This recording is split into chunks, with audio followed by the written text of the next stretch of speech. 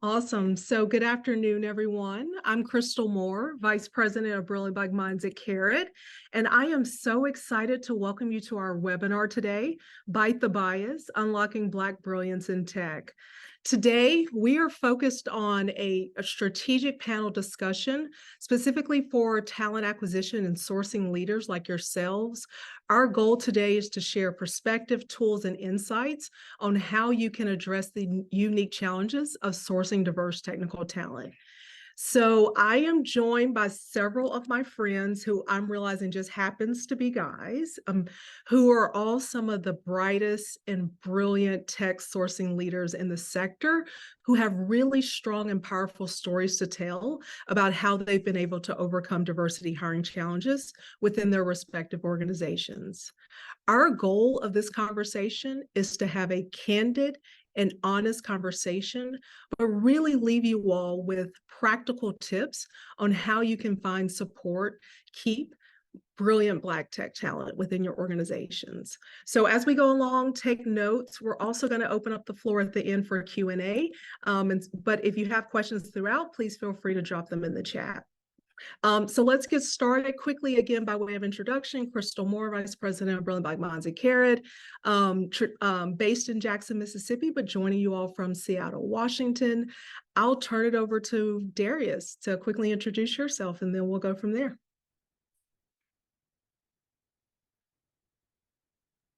Sorry, I need to hit the mute button. Come off of mute. Hi, everyone. My name is Darius Robinson. I'm a lead sourcing strategy at Amazon Web Services. I've worked in talent acquisition for over 10 years. I've been very focused on diversity recruiting for the last 4 years.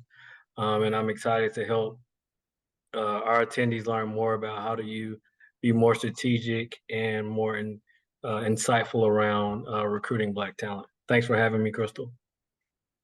You guys know him as Darius, but I'm pretty sure everyone here says Day One. So if Day you hear one, me Darius, say yes. Darius, then that's who I'm referring to as well. Yeah, I have my branding shirt on. Bobby. Hello, everyone. My name is Bobby McNeil. I'm happy to be here today.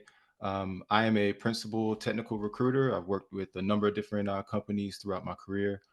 15 years of experience in technical recruiting. Also managed, technical recruiting teams as well. I am also the chapter president for the Raleigh-Durham region for Blacks in Technology, where we're all about increasing the representation of Black people in the tech industry. So looking forward to, all the different insights that I'll share and the others have to share as well. And Crystal, thank you for having me. Awesome. And last but not least, Cameron. Hello, everyone. My name is Cam Mora. I've been at my current company for a little over 3.5 years now. I'm a principal sourcer on this team, and I'm really excited to be here and be able to give my unique perspective on, what has helped me to really grow a career in this industry. And from all my different backgrounds. So yeah, I'm excited to be here. Thank you, Crystal, for having me. And let's get into it. Awesome. Well, thank you, Carrot. I think Carrot. Let's thank Carrot. And yes, let's absolutely thank Carrot. Minds, all of that. All of that. Yes, sure. All of those things. So guys, how are you feeling? Ready to jump in? Yeah, yes. Feeling great. All right, let's do it. So let's just jump out there. Let's start by discussing the current climate in the hiring landscape. We know it's a tough time right now for both professionals and companies alike. Cameron, Cam, let's start with you. Would love to hear your perspective when I hear the comment, there's not enough Black tech talent out there for software engineers. The pool is just not big enough. I'd love to hear how you respond to that in your role, Cam. Yeah, whenever I hear that, I initially think that's something that we have to reframe. Is the talent pool a little bit smaller? Yes. But that when I say we have to reframe it, we have to start thinking about what are we doing to help provide access and opportunity. That's what is limited, the amount of access to resources and the opportunities that we're giving talent.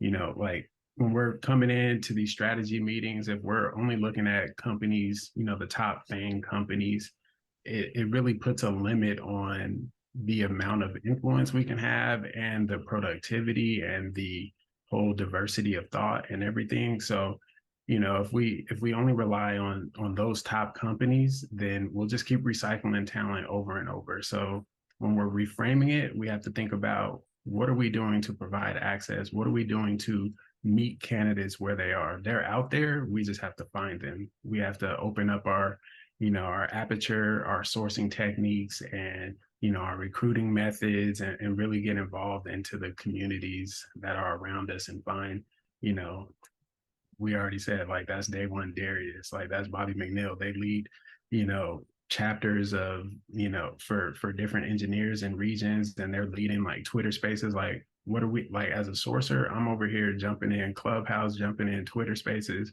Like, what are we doing to meet the candidates where they are?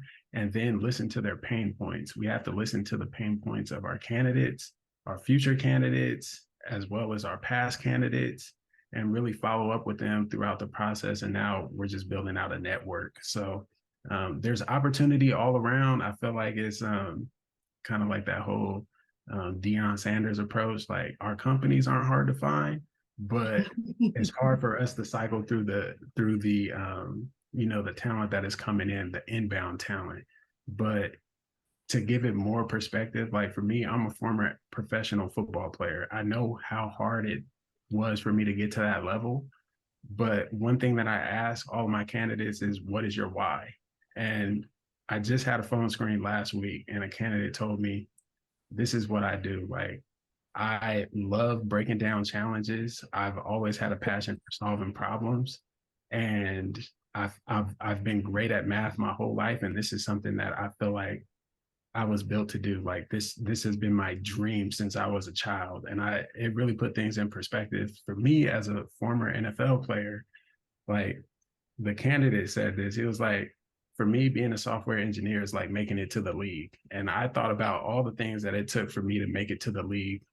Like, I had a great foundation, the trainers that I had, the resources, like everything that was put into me to make it. That's what I need to put into my candidates to help them succeed, because this is not just something that they've fallen into. This is like a passion. This is a dream. This is it's a lifetime achievement. And so just doing on the others that we like, how we want them to do for us. And so there's not a, in the talent pool, there's a limit in us providing the right amount of resources and hearing them out. Yeah, I love that. I love that.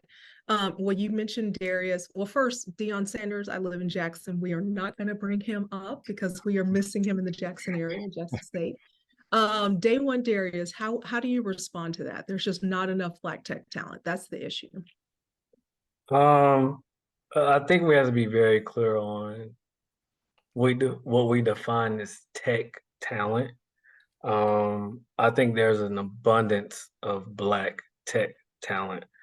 What I think is missing is the right tools and resources and exposure for Black tech talent to have an opportunity to work at big tech companies. And the reason I say that is because I've seen a lot of Black tech talent come through interview processes and not be successful. And they're not successful because they're not capable. They just don't know what are the tools. And I think, Cam already started to hit on it, where it's like, what is your why? Like, why are you here? Why are you exploring this opportunity? I think it's also important to, when you think about Black tech talent, it's this level of being humble. And I've noticed that, with some Black tech talent, that being humble sometimes is hard, but that's something that's required. And I think, going back to what Cam said, right? Like, if you want to make it to the NFL, like, you have to be humble, you have to do the work, and you have to be willing to do the work. And I think as we continue to think about that, if we aspire to come work at these large tech companies, we have to humble ourselves and do the work and do what it takes to make through the interview process. I love that. I love that. Well, so you guys talked about some of the obstacles and challenges, and we get it. We know TA leaders are under pressure, specifically with meeting their diversity goals. Would love to get some thoughts, Bobby, from you around how can technical recruiters go beyond some of the basic tools like LinkedIn to source and meet candidates where they are. I heard Cam mention Clubhouse, but would love just any tips and strategies for meeting candidates where they are beyond LinkedIn. Yeah, absolutely. And I think, one of the key struggles or challenges that a lot of talent acquisition professionals face is buy-in from their employer, buy-in from the company. When we talk about technical recruiting is not just, recruiters at big tech companies. We probably have people on this call today who are tech recruiters from other industries, right? But their focus is on software engineers and things like that. So sometimes it's just getting the organization or the company to understand and overcome those objections. It's my belief that, the the the population that you have, the workforce that you have within your company should reflect, the market that you service, right? It should reflect, the group that you're marketing your services and goods to. So it's also overcoming that objection. I think a key thing as well, another challenge is, knowing what diversity means to your organization, because unfortunately, a lot of times it doesn't include ethnicity and race, right? So I've had these conversations as well throughout my career. So it's understanding that and understanding that there needs to be a certain level of intentionality as well.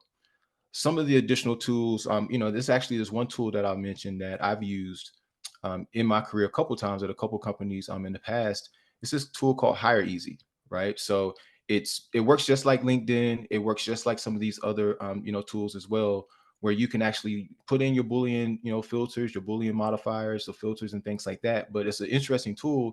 And again, I'm not an affiliate partner or anything like that or trying to sell the service, but just trying to provide some solutions. But what it does is that you can put in your search criteria and then you can hide the profile faces and you can also hide the names, so that when you send that to a hiring manager, you send that to a leader, they can assess those profiles based on the skill and the experience level.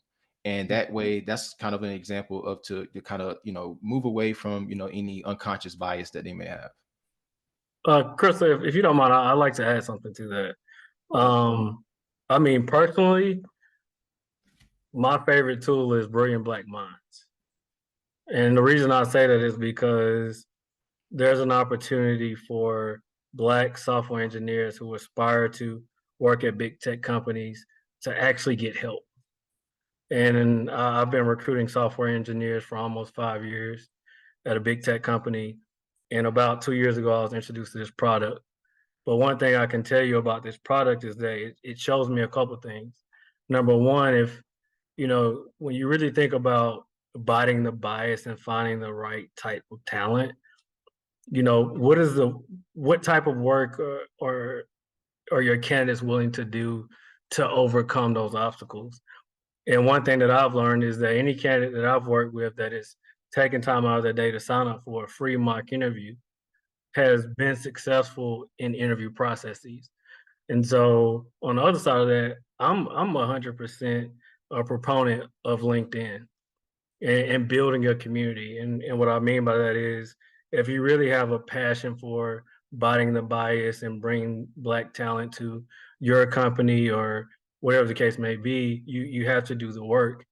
But when you do the work, you're going to be exposed to individuals who might not be ready at that time. But there are tools and resources available for those individuals who are willing to do the work.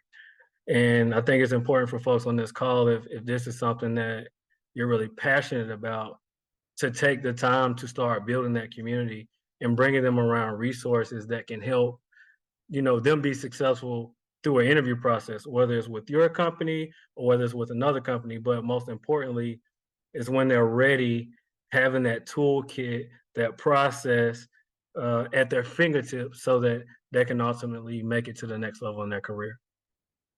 I love that. I love that. Well, one of the things that we've learned in Brilliant Black Minds in our community of 5,100 Black software developers is that sometimes there is a confidence gap. And my colleague Portia, she always calls it FUD, fear, uncertainty, and doubt. And I think it just comes from a place of, I don't know what to expect in this technical interview. I've never been exposed to the technical interview, right? I just came out of a boot camp. And so sometimes there's just this confidence gap that has to be overcome with how they approach problems and how they drive the conversation, the technical interview, which is often the challenge. Darius, since you touched on this, let me throw it back to you. You've been at Right. the world's leading tech company, AWS, for several years now. Right. Can you share your thoughts on the confidence gap for Black tech talent compared to other ethnic groups? And how can recruiters specifically Right. support candidates with that confidence gap?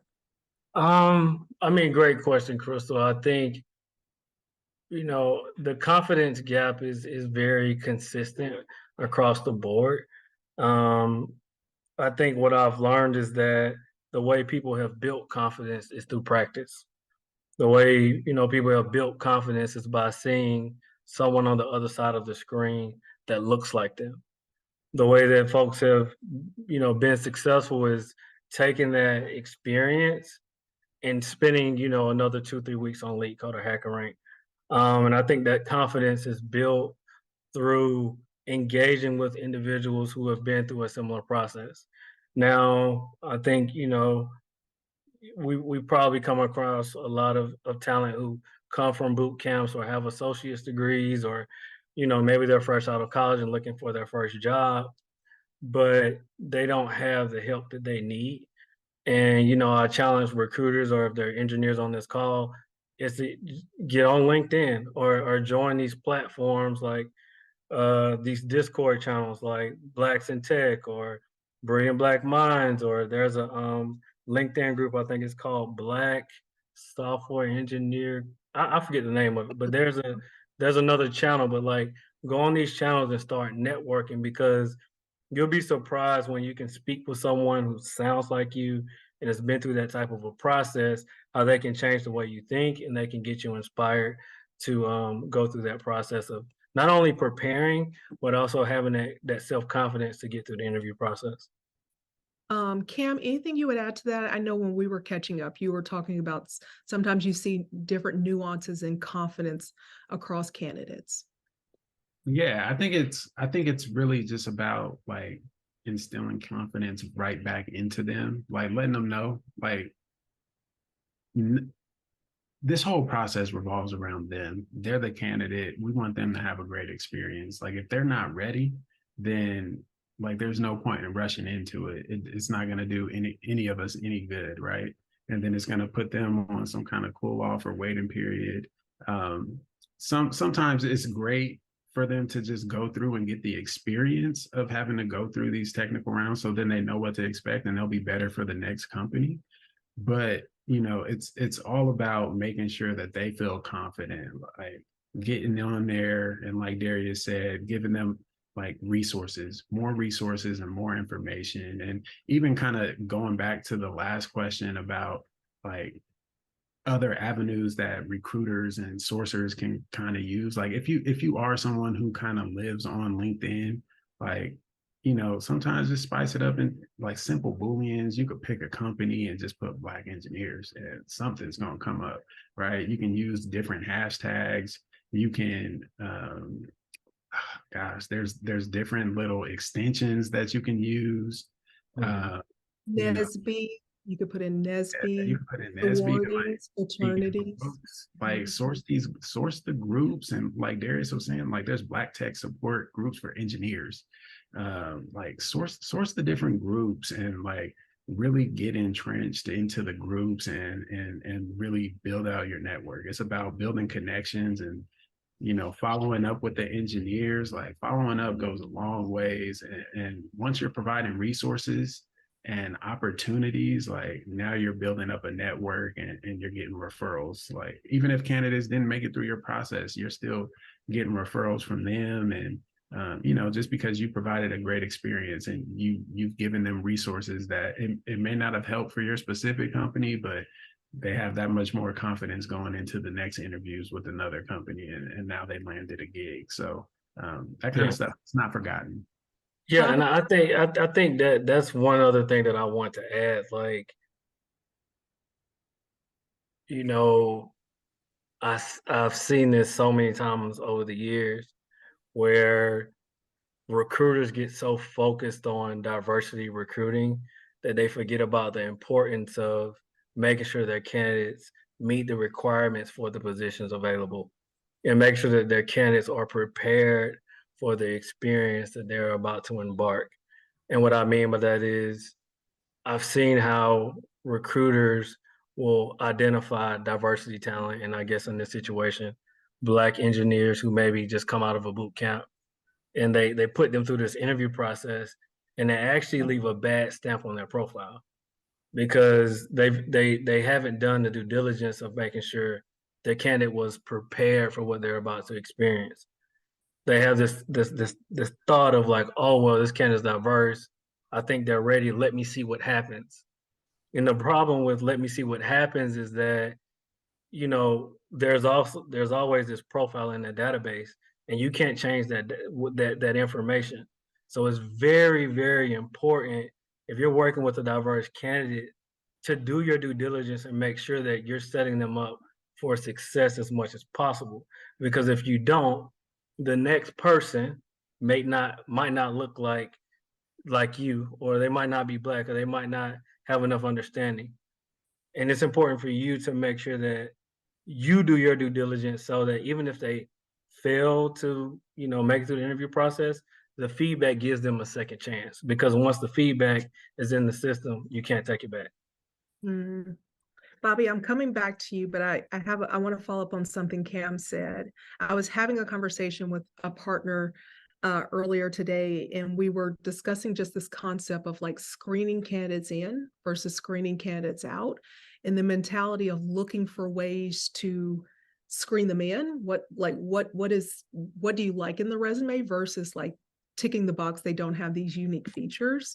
Mhm. And Kevin, when we were chatting, you said something that just stuck with me. You said that recruiters need to remember they're not gatekeepers, but they're door openers.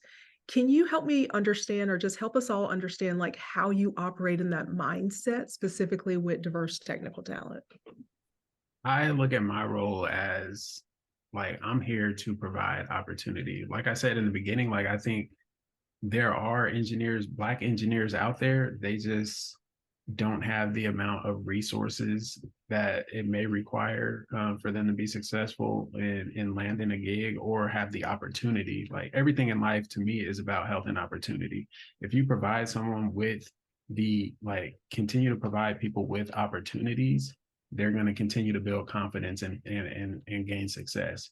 And so for me, I'm not looking at it as, oh, I got to screen these folks out. I'm looking like, how can I flood the gates to an extent? Like I'm looking, do you meet the basic qualifications of the role? Oftentimes, like with that confidence piece that we've all talked about, like we'll see that we're missing one thing in a prereq and then be like, I don't think this is the job for me. So now I'm finding like when I'm looking for candidates, I'm looking, do they meet the basic qualifications? And then I'm listening to, you know, they're going to tell me what they want, what they're looking for in their career. And I'm going to do my best to provide the right amount of resource, whether it's, hey, I need to pivot this candidate back to Brilliant Black Minds so they could make sure that they're prepped, you know, properly to come through the process. I'm going to touch base with other candidates who have been through our process so I can give feedback and then put that in my candidate prep resources, like, hey, this is what you can expect. So now I'm providing just a series of different resources to these candidates so they know what to expect. And like we said, it's about building community, like just continuing to build up a community so they have other support systems intact that they can kind of rely on. So I'm here to provide opportunity. That's how I look at my role. I'm not technically sound. I don't know, you know, I can't give them a technical phone screen, but what I can, I mean, I can ask a couple of technical questions, but what I can do is make sure that they have opportunity and I can prep them and hopefully they'll be able to put their best foot forward to succeed. I love that. I am here to provide opportunity. Bobby, let's go to you. I know you've done some amazing work in the Raleigh-Durham area with your organization. Can you talk to us both from your lens of being a leading recruiter, but also working in within the community, within various organizations? How do you recommend companies leverage partnerships with various organizations to build relationships with diverse talent? And part B to that is like, how do you do that in an authentic way? If you're not Black, how do you approach an organization and engage with them and build that meaningful connection? Yeah, absolutely. So, Blacks in Technology, for those who on the call who don't know, we're the largest Black tech community of its kind. We have 82 chapters in 20 countries. And there's other organizations like us that exist, right? So that means just in the United States, if you go to any major city, chances are there's a Blacks in Technology chapter there, right? So we're all about increasing the representation of Black people in the tech industry, right? So when we partner with these organizations, right, we want to make sure that there's intentionality, right? And even when I think about my experience as a technical recruiter, as even a manager of recruiters, I think when you're talking about diverse talent, the intentionality and the purposefulness has to be there, right? So, a lot of times, you'll see, companies where, they don't understand, or they may not have an awareness rather of how to do that. Right. So what we try to do is encourage, organizations to be intentional, to go where they are, right? Know where they are and go where they are. And if you can't necessarily go to where they are, then have them come to you, right? So I think that when we're talking about like diversity recruiting, I think job postings are fantastic. I love those as a recruiter myself. That's inbound, sending messages out, using these, diversity, Boolean strings, whether it's, the Divine Nine fraternities and sororities or HBCUs, fantastic. But coming to where they are and actually having a conversation with them about the roles you have, I think is key. And that's what we do at Blacks in Technology. And we already have in organizations like us, and even like an organization like NSBE. NSBE has software engineers within their membership, right? So they're a large organization as well. So just understanding that these organizations and these groups, we already have the trust of the member base. So when we partner with an organization, our members are trusting that these folks are, intentional about hiring, diverse talent. So coming up with an event, right, around, or just some sort of hiring event where you have people come in and actually have real conversations about the roles you have, but also have real conversations about what they're dealing with. Cam made a great point earlier, about Clubhouse. There's conversations that's happening, right, about uncovering bias, like the conversation that we're having today, or imposter syndrome, or things that Black tech talent deal with on a regular basis where they don't feel heard. So just being intentional about being an ally and understanding where they are, but also understanding, the types of roles you have and being intentional about meeting them in person, I think is key. I love that. Meeting people in person is, I just think, it's so important to build authentic relationships. And I love the advice you gave, because I think that lends itself to that. So if you have questions, the chat feature is disabled. Feel free to drop them in the Q&A function. I have one more question for our panelists, and then we want to turn it over to you all. So guys, in 1 minute, I know you all have worked for leading FANG level companies, but for the talent and sourcing leaders on the call who's saying to themselves, I'm a team of one, or I'm a team of two. If you had to give like one go-to specific activity, advice, tactic to that person where they could best leverage their time, what would that piece of advice be? And Cam, I'll start with you. 30 seconds. 30 seconds. I would say, goodness, 30 seconds, that's the spot. One tool that really helped me kind of just starting out, a Chrome extension, Native Current. Go into Native Current, it'll help build out your Booleans. You don't have to put anything in. You can focus on specific ethnicities, and that would be the start. And then two, like just breaking things up.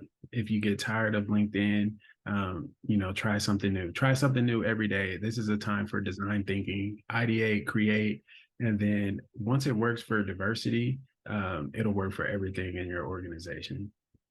Love it. Darius? Wow, I had to go second. I mean, I'll tell you the best piece of advice that I received when I first came to work at this company. One of my mentors said, every day I want you to add 25 senior software engineers on LinkedIn every day. And I thought it was crazy. And when I came to this company, I had about, I don't know, probably about 5,000 connections. Today, I have over 25,000 connections, and about 30% of my views are software engineers. So, there's a tool that I would suggest if you're really thinking long term and you're really passionate about recruiting diverse talent. You should get on LinkedIn every day, and you should add talent from that community into your platform. Love it. Bobby? Yeah, definitely. I would say, as far as when we talk about, the Black, talent pool, connect with your HBCUs. That's going to be, those are a group of people that are looking to start their career. So connect with your HBCUs, find out what the pain points is academically with those individuals, get them through a Brilliant Black Minds, interview prep, right? For internships or even early career opportunities. Also connect with organizations like Blacks in Technology, organizations like NSBE, partner with them, partner with, them on their strategic initiatives, and build those things into your talent acquisition and recruiting strategies. And I think the things that Darius and Cam mentioned as well are fantastic ideas also.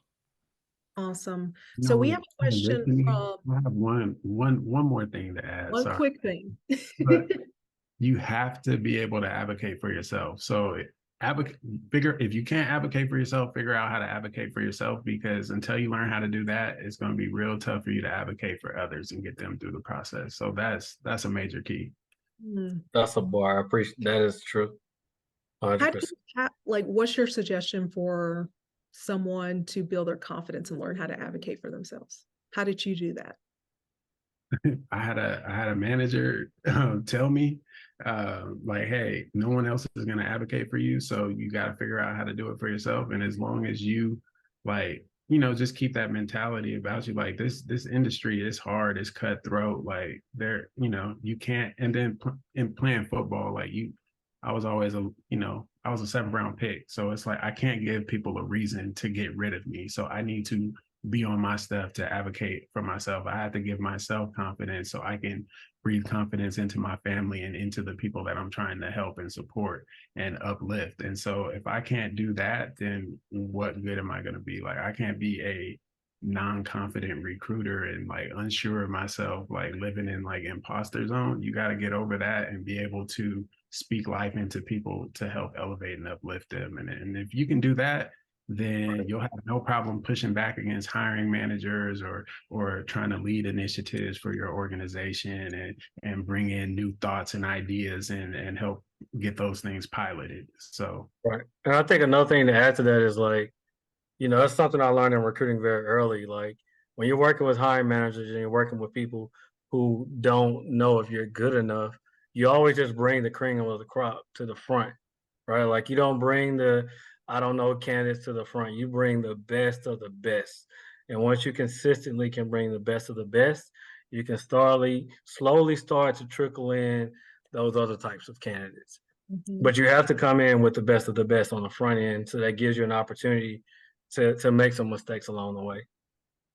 Yeah, and All if right, I guys, can we add, have a if I couple of, can, hey, Bobby, we have a couple of questions coming okay. in. All right. We're going to do some rapid fire answers, okay? So rapid 30-second response. So Blanca's asked a question. She said, when you are suggesting meeting people in person to build that authentic relationship, doesn't that limit your candidate pool, especially if your company is hiring remote? That's a great question. I don't think so. When you're working with national organizations, there's chapters and groups in every major city, right? So basically, when I talk about the intentionality, I think a lot of times with diversity recruiting, I don't think, especially when the talent pool is very small already, and then, well, not the talent pool, but the number of representation in the industry, right? But along with enrollment has increased, for Black people in, HBCUs and colleges in computer science immensely, in addition to boot camps and things. So the talent is available, right? It's just a matter of going where they are, right? So working with these organizations, you can curate strategies, and they're all, one of their main missions is to find that talent and bring them to employers, and also help in, upskilling them as well. All right, another question for you all. So I'm not a Black recruiter. How do I build an authentic relationship with a Black candidate? Cam, 30 seconds. Really getting to know them. Like it's about finding out what their why is and figuring out ways to support. Like after I was done playing, I went into insurance, and my thing is, how can I make myself a trusted advisor? Like you have to give things, and what I give is resources. And then, in turn, they're able to put their best foot forward, and I provide a great experience, and then we're able to bring in more referrals. They have other Black engineers in their network, or that they went to school with or worked with previously, and now you're continuing to build the funnel of Black engineers coming right back into you. Darius, anything you want to add to that? Which question was that? All right. The I know, question I was trying to respond to it. Something. focus. Yeah. If the question is, if you are a if you're not Black. recruiter, yeah. How do you I build a mean, real relationship with the person? I mean, honestly, like recruiting is recruiting. Recruiting is sales. Like you should never see a candidate based on the reflection of their skin tone. Like you should see a candidate as someone you want to hire for the company. And so, if that candidate doesn't look like you, you have to find the value that that company can bring to that candidate. If it's, working remotely, if it's, you can bring animals to the office, if it's healthcare benefits, if it's a Peloton, like what is the value that you can bring to that candidate? So, as recruiters, it's very important for us to continue to realize that our job is to recruit. And more importantly, our job is to bring in diverse talent, whether they look like us or not. We have a job, is to fill recs. Yeah. So we received 2 questions, and this will be our last one. How do organizations without a budget partner with diversity organizations? And another similar comment around, some of the partnership fees are high, and so I'll try to answer that. If you don't have a budget, I think all of the partner organizations that have been mentioned, whether it's NSBE, Brilliant Bike Minds, HBCUs, approach the conversation first from a place of listening. Like, what can I learn from this organization around what they know about their community? The second thing I would suggest is, like, what can you give to that organization to build that relationship if you don't have a budget? So can you offer some of your software engineers as mentors? Can you offer to have people in the office one day for an on-site? So I would look to first, like, how do you build an authentic relationship? First, by asking why, like, what is your why, and what do you know? But second, like, approach the conversation around, like, what you can give beyond just the financial sponsorship. And then I would just say, thirdly, all of the guys have mentioned that there are several informal networks, Black developers on Facebook, Developer Nation on LinkedIn, that you can tap into and start building relationships there. And so that would be some of my advice to approach that. So Joe, if you want to pull the slide back up, thank you all for just your insights. Brilliant Bike Minds has come up a couple of times on the call, so I thought I would just take a moment to more formally introduce who we are, who Carrot is, and then we can close out. So Carrot is the world's largest interviewing company. In its simplest form, we provide technical assessments for leading companies like Walmart, Amazon, Citibank. We recognized a need to create a formal program to support current and aspiring Black software developers getting into the software engineering field. We are laser focused on technical interview prep. And so providing pre-practice technical interviews to candidates, coupling that with workshops as well as mentorship. But we are doing everything possible for our community of 5,000 Black software developers to improve their interview readiness, since we often see that as the barrier and the hurdle for so many candidates. And so if you are interested, I'm always happy to have a conversation. We work with several amazing companies like Electronic Arts, Unity, Uber, Citibank, Amazon Prime Video, Duolingo, so many amazing organizations who are deeply committed to diversity university with helping them to build that top of funnel pipeline with pre-vetted talent. Candidates who have already met their technical bar, to expand their talent pool, and then obviously talent marketing and branding opportunities to build your brand amongst one of the largest Black software engineering communities. So always happy to chat if that would be helpful moving forward. And then lastly, I just want to leave our contact information up on the screen. We've mentioned LinkedIn a lot, so please feel free to add all of us. I will personally say I am happy to serve as a resource and connect anyone who's on this panel for anyone who reaches out. And so this is my contact information. I would love to stay in contact with you all, but really appreciate you joining us today. We tried to get down to brass tacks and share really practical techniques and insights. But I'll just close by saying this work is not easy. This is why so many organizations are deeply committed to diversifying the tech sector. It's not easy, but it's meaningful and impactful work. We fundamentally operate from the place that there is amazing, brilliant technical talent out there. Our partner, Serena Williams, our champion Brilliance, says there's not a lack of access to Black tech talent. There's just the resources needed to support them. And so that's where we fundamentally believe. I hope this has been helpful. Please stay in contact with us. We would love to engage with you. Thank you, Cam. Thank you, Darius. Thank you, Bobby. Y'all are all amazing. And I'm glad to call you friends. Have a wonderful afternoon, everyone.